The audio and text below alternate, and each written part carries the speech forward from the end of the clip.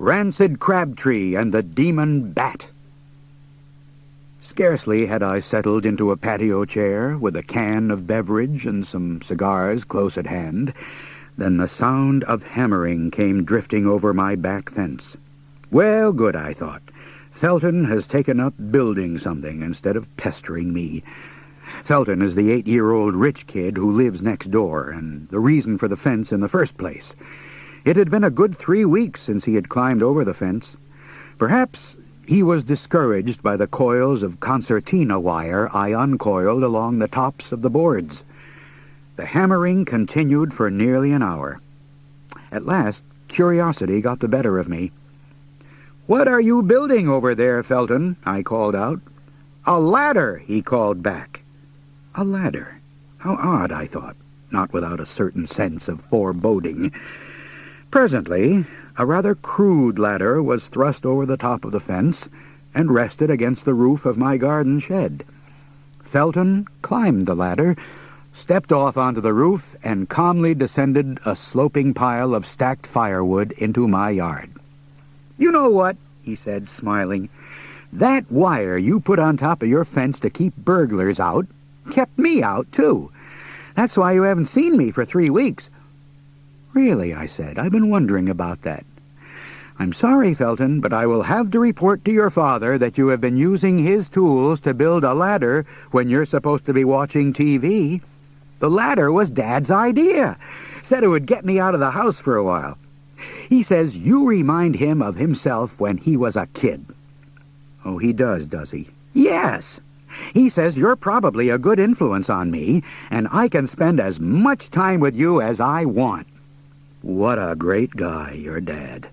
Well, don't just stand there, Felton. Sit down and have a cigar. "Thanks, but I don't smoke. You know, building that ladder was a lot of fun. You ever build a ladder?" "I can't say that I have. Anyway, I have to do some work. You see, when I sit here in this chair, as though I'm half asleep, well, I'm actually working." "Yeah, right. Well, listen. You tell me about one thing you built when you were a kid, and I'll leave you alone." "Okay, just one thing. Let's see. Well, my friend Retch Sweeney and I built a kite once. How about that?" "No, that's dumb. I've built kites." "Sure, from kits your old man bought at a store, but I bet you never built a kite like this one." As I told Felton, Retch and I were about 12 when we came up with the idea for the wonderful kite. We'd already built a kite designed to drop bombs on the treehouse of Ronnie Crankshaft, but due to technical difficulties, we could never get the bombs to drop at the right time, namely when Crankshaft had his head stuck out the window. The bombs had been produced by chickens, who had long since died of old age. A direct hit on Crankshaft would have compelled him to live permanently in the treehouse, with his parents poking his food up to him on the end of long poles. Even a near miss would have kept him in the treehouse for a couple of weeks, long enough for him to contemplate the folly of committing war crimes against us. "Too bad we don't have a little person to pilot the kite," I said to Retch. "Then he could release the bombs at just the right moment. What we need is a tiny pilot." "How about Pee-wee Thompson?" Retch said. Pee-wee's scared of heights," I said. "We'd have to bind and gag Pee-wee to get him to pilot one of our kites." "So, what's the problem?" Retch said. "He'd be bound and gagged, that's the problem," I said. "How could he pilot the kite? Besides, we'd have to build a huge kite to lift even Pee-wee." We drifted into a thoughtful silence. "You know what?" Retch said. "Yeah," I said. "If we built a big enough kite, it could lift one of us. We could drop the bombs on Crankshaft ourselves. Unfortunately, we don't have the kinds of materials we need to build a kite that big." "Hey, maybe we do. My old man bought some long bamboo poles years ago to make some fly rods out of. He was going to split the bamboo and glue it all back together. Pretty weird, huh? He ain't never going to build those rods anyway. So we might as well use the poles. They're light and strong and plenty long enough. And Papa's got a big old lightweight canvas tarp he used to use for camping. We could borrow that. It's all black from smoke, but it'd work fine for a kite. Papa never camps anymore anyway. We went over to the Sweeney house and asked Mr. Sweeney if we could use some of the materials in his garage to build a kite. "A kite?" Mr. Sweeney said, frowning over the top of his newspaper. "I thought you clowns just built a kite."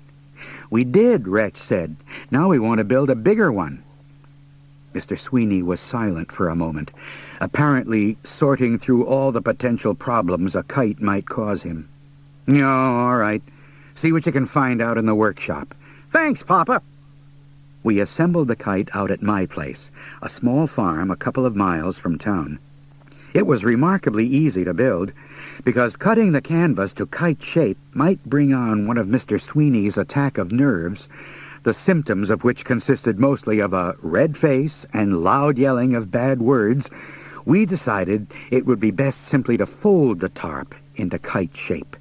The tail was a bit of a problem, but we eventually solved it by tying old gunny sacks to a rope. We hung a swing under the crossbeam of the kite for the pilot to ride on. As an afterthought, we added a safety belt. Actually, a dress belt acquired from Mr. Sweeney's closet. But since Mr. Sweeney hardly ever dressed up, he certainly wouldn't miss it for a couple of days. Boxes were taped to the swing ropes to carry bombs. By the end of one day of construction, the kite was completed. It was massive. Now all we needed was enough rope to use for a kite string. The next day, I collected my mother's clothesline, and Retch collected his mother's. "What's a clothesline?" Felton interrupted, right in the middle of my narrative. "It's an elongated clothes dryer that doesn't require electricity," I explained. "Very modern. Now, do you want to hear the story or ask a bunch of stupid questions?" "Anyway," I continued, "we decided we didn't have enough clothesline to fly the kite at sufficiently high altitudes, or to be more specific, out of range of crankshaft slingshot. So we stopped by daffy old Mrs. Swisher's and asked if we could borrow her clothesline. "What for?" she asked, guessing that hanging out wash wasn't one of our normal activities. "For an aeronautical experiment," I explained. "Well, all right," she said, "but you bring it back when you're done. And you boys, stay away from that smelly old woodsman, Rancid Crabtree. He's in cahoots with demons, you know. He might sacrifice you to the demons." "Right," I said. The rank old woodsman she spoke of happened to be a good friend of mine, and had taught me a whole bunch of good stuff. Some of it so good I was pretty sure my mother didn't want me to know it. If you could stay upwind of Rancid, he was darn good company. He told wonderful stories about when he had been an ace fighter pilot in World War I, a boxing champion, a deep-sea diver, a race car driver, a trapeze artist in the circus, and I don't remember what all. A man who had done all that wouldn't have anything to do with demons, for lack of time, if nothing else. He now lived in a little shack at the foot of the mountain behind our farm, and trapped for a living, mostly skunks, as was evident to anyone passing less than 100 yards downwind of him. The path to our testing area for the kite led right past Rancid's cabin. He was sitting on his porch, whittling out stretcher boards for his pelts when we went by. "What in tarnation is that contraption?" he shouted at us. "A kite," I explained. It was understandable that Rancid wouldn't recognize it for what it was, because we had it broken down and folded up. "We're going to reassemble it up on the hill above old Mrs. Swisher's house. There's usually a good breeze up there." "Mighty big kite," Rancid said. "Yep. This is a human-piloted kite," Retch said. "Pat's going up in it for the test flight." "Wait a minute," I said. "You said you wanted to fly it first." I changed my mind. Why should I have all the fun? "I better go along and make sure you fellas don't get yourselves killed," Rancid said. I bet this darn kite of yourn don't even get off in the ground." Yeah. Half an hour later, we were reassembling the kite on the hill above Mrs. Swisher's house. I was glad to see that she wasn't out in her yard. You could never tell what might trigger one of her spells. Catching sight of Rancid standing on the hill above her house was definitely a contender, though. By the time the kite was assembled, our excitement had reached fever pitch. "Well, I guess I will try it first," Retch said. "No, I want to," I said. It's Papa's bamboo and canvas, Retch said, so I get to go first. He had me there. A gentle breeze was buffeting the kite about as Retch climbed into the swing and fastened the safety belt. I grabbed the clothesline and pulled it tight. Retch stood at the brink of the hill and waited. Nothing happened. "Yeah," Rancid laughed. "This is the gol-darn stupidest thing I ever seed." Frankly, I was more than a little embarrassed by the fluttering monstrosity of a kite with its ridiculous tail of gunny sacks hanging limply from the stern. It was black, ugly, and unwieldy. We had been fools even to think such a thing might fly. As I stood there, studying our bizarre creation, the breeze picked up. The canvas billowed out. The kite came to life. I hauled back on the line, and all at once, Retch, miraculously, zigzagging back and forth, was snatched a good 3 feet off the ground. The pull of the kite dragged me, skidding toward the brink of the hill, but Rancid grabbed the line and helped restrain the pulsating craft.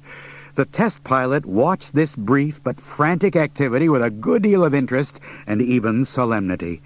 A few seconds later, the breeze died, and Retch drifted gently back to earth. "Wow! It works!" he cried. "It works! That was great!" "Well, I'll be," Rancid said. "It do work." I took my turn in the kite swing. The wind gusted a bit stronger now, and I soared up a scary 5 feet before settling back to the hilltop. "Neato!" I yelled, remembering for the first time in 2 minutes to take a breath. "Dang if that don't look like fun," Rancid said.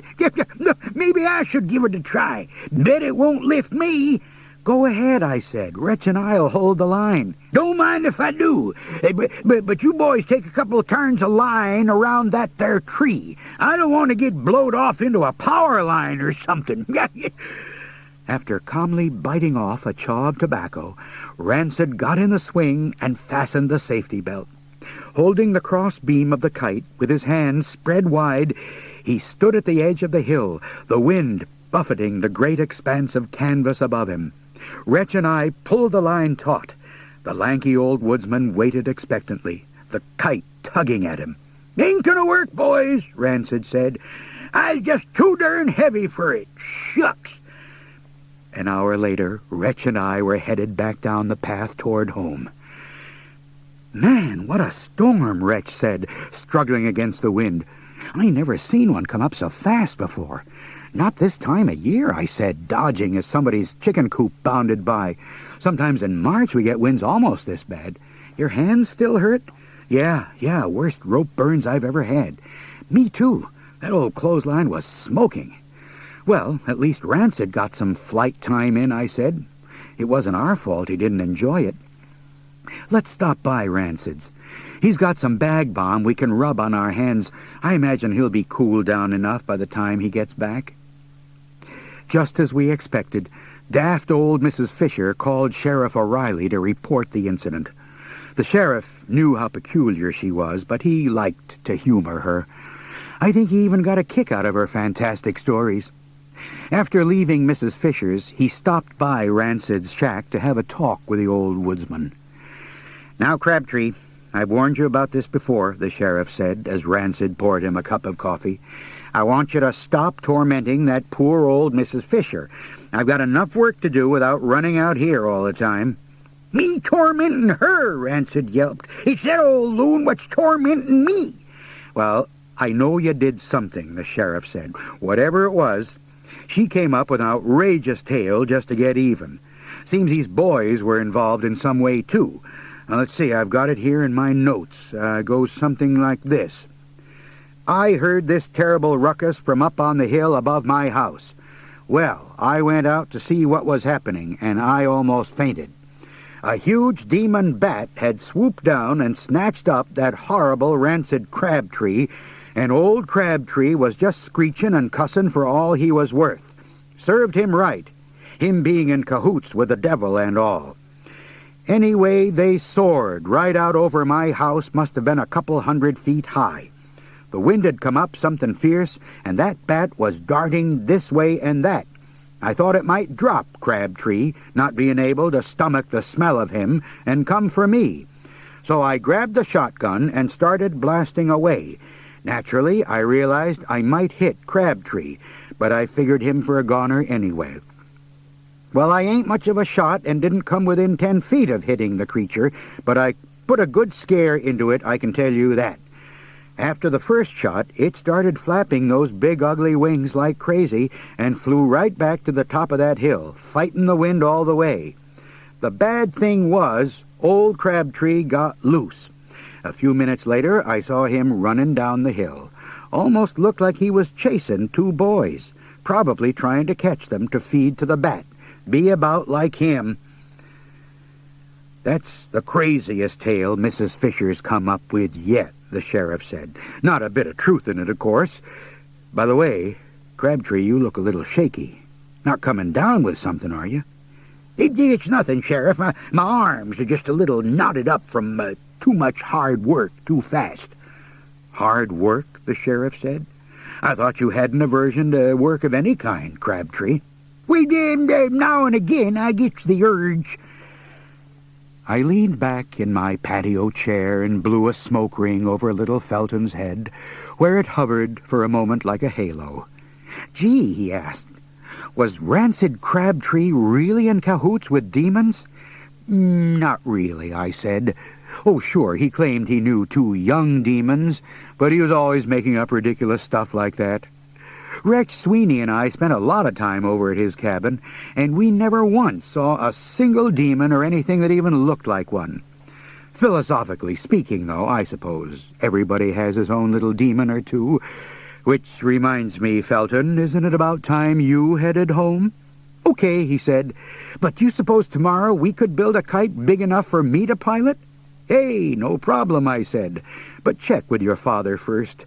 I wouldn't want him to think I was a bad influence.